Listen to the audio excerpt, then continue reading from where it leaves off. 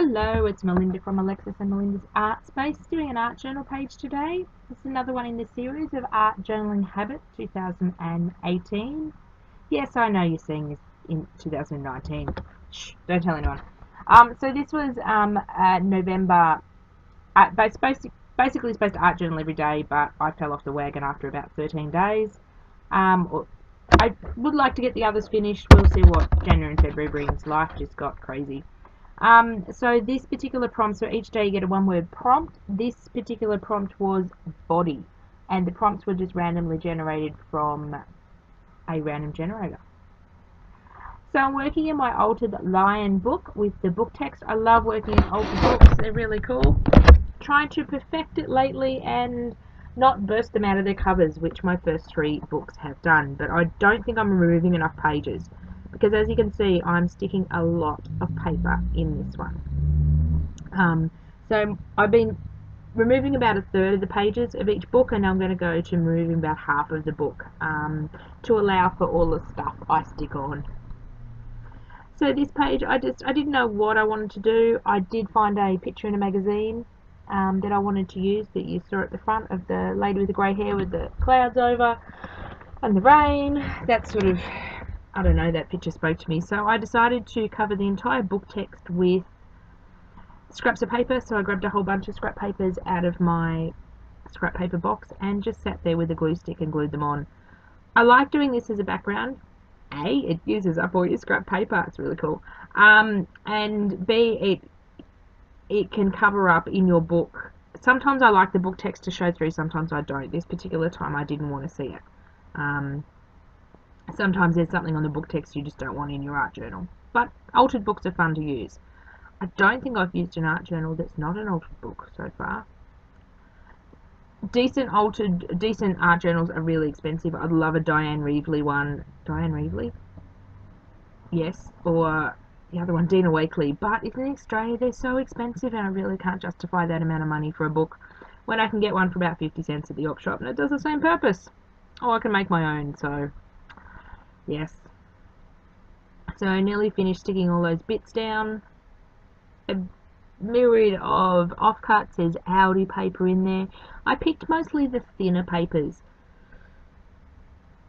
I stay away from sort of like the cardstocky ones when I'm doing collage like this, because I do like them to be all thin. So this is a great way to use up those thin papers that you sometimes get in paper stacks that you don't like. Because looking at the end result, I was smart today and actually got the page out so I can look at it while I'm talking. This is a great way to use up some of those colours and patterns that you don't like. I know when I buy a 12 by 12 stack of paper, and I very rarely buy single sheeted paper because it is so expensive here in Australia, so I wait until Spotlight have, or Kaiser Craft have, deals on big chunks of paper, big paper stacks or that, and then I can get them at a discount. But there's always some 5 to 10% of the paper stack that I just look at and go, ugh, never going to use. So I like using them in the background. Even though most of these papers I do like, they're just offcuts from other projects. So that's the magazine image I'm using. I end up coming up with a quote as well. Not sure whether I found the quote or made it up. I'm not sure. I don't have an author on it. And I did this back in November and now it's January. So the brain's a bit fuzzy of what it was.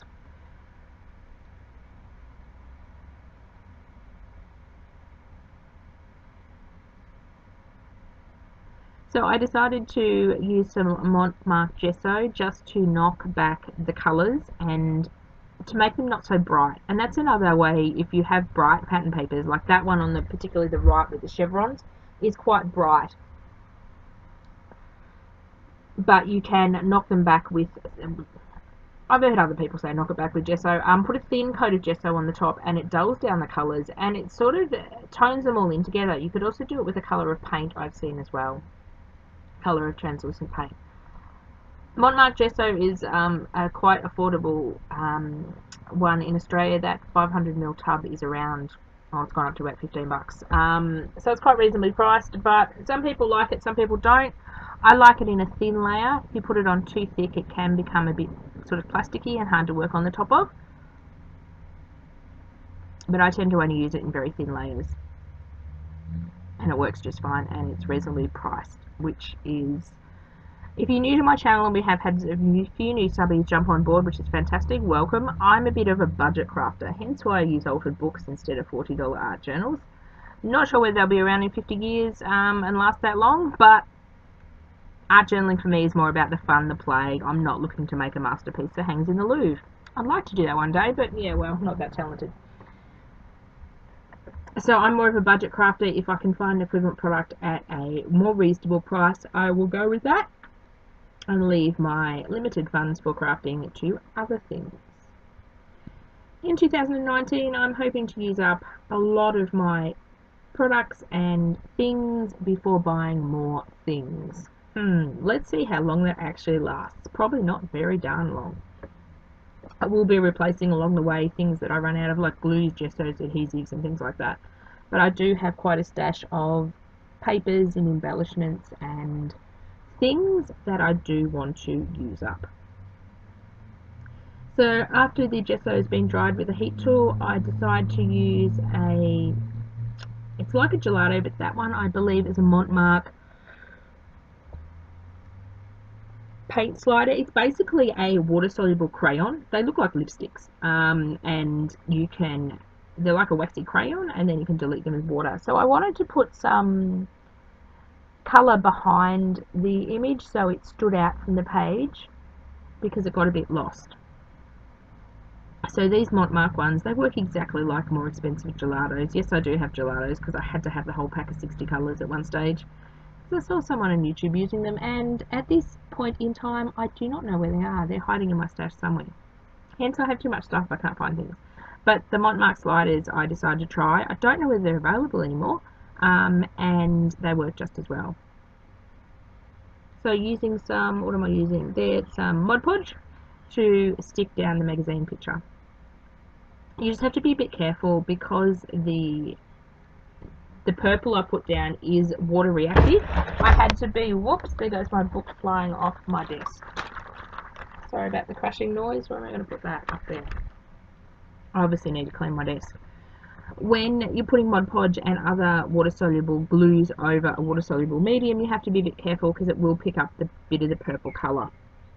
Hence why I put it on the back first. Usually I just put the glue directly on the surface, but I decided to put it on the back and mess with that purple as less as possible. Just again drying that off with the heat tool. The thing with mixed media is, so you don't make a big puddle, you dry each layer in between. You can either let it naturally dry and go away and do something else, or you can heat up the drying process with a heat tool. This is a Stamper's heat tool, so it has heat but doesn't have air coming out. You can also use a hairdryer, which I have used in the past. And until it blew up on me. Oops. So now I decided it needs some more purple, because purple is one of my favourite colours. So I grabbed one of my stencils. So this is just a dot stencil. It's out of a set of 2 stencils that I sell on my website. It's always linked below. And decided it needed some dots. That's the other thing I'm going to try to do in 2019 is use a lot more of my supplies that I make and manufacture, because I just don't tend to grab for them. Apart from the stencils. Just there's not enough hours in the day. So I just went a bit dot crazy. Just using, I believe that's Montmark. That's an advertisement for Montmark, this video, purple paint. I like the consistency of their paint and it's quite affordable.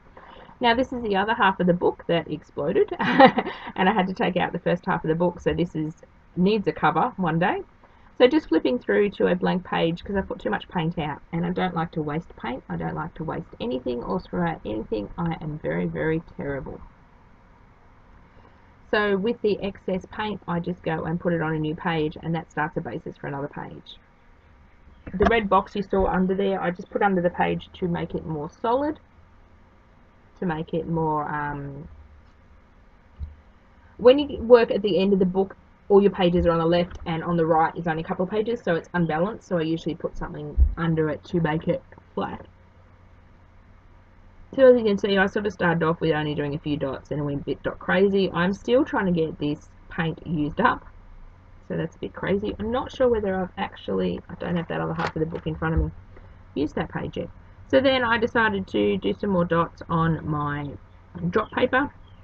So the drop paper I like using at the moment is actually, when we go to IGA or even Coles or Safeway, well, Coles have words on theirs. You go to the deli and you can ask for like 200 grams of meat, and they just measure out what you want, or you can ask for 3 slices of chicken meat or lunch meat.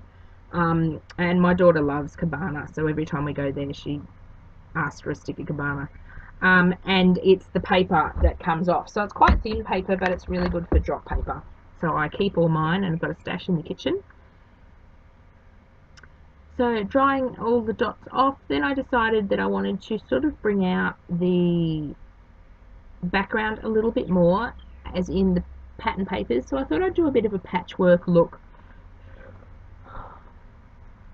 So I grabbed some watercolor pencils, even though I don't add the water to them, I just use them as regular pencils. So I grabbed 4 or 5 purple colors and just decided to sort of define the edges of where the paper was in the background, like a patchwork.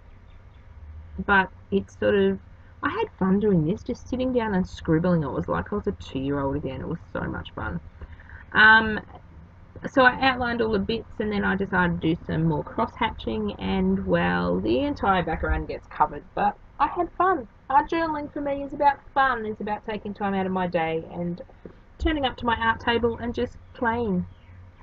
Add sort of a border around the edge. I do have some closer pictures at the end for you, so you can see the different layers. But you can see the background paper, you can see the dots, you can see the purple, and you can sort of see all the layers.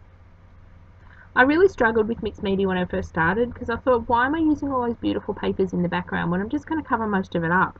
It took me a long while, and if anyone's the same, it took me a long while to accept that, yes, I'm putting beautiful papers in the background, yes, 90% of them are going to be covered up, but I'm okay with that. It took me a while to get to that, because I like pretty things to be on display, and I don't like to use things up and not see them, and I don't know, I have a funny way I craft, and I like everything to be the right way up, and I'm attempting to make some junk journals, and I see people have pages in them that they don't go the right way, the same way as a book, and that just, I don't know, I just don't like that. But so everything has to be, I know I'm a bit OCD that way, I suppose. I like everything to be seen, so it took me get a while to grasp mixed media and why we do the different layers, but now I'm okay with putting stuff in the background. I still use the pretty papers, I can still see them, and it's good. So the last thing I did was stuck on a quote. So if you can't read the quote, it says, "Some days my head and my body are not playing nice with each other." And I find that sometimes I've got a few injuries on my body from when I was silly as a teenager, and yeah, some days my head goes, yeah, let's go do this, and my body parts go, nah, sitting on the couch all day doing nothing. So yeah, don't be silly in your teenage years in retrospect. So we've got some close-up pictures. Thank you for watching, and I'll catch you again soon with loads more things in 2019. Got some exciting things planned. Let's see if plans come into fruition. Thanks for watching. Bye for now.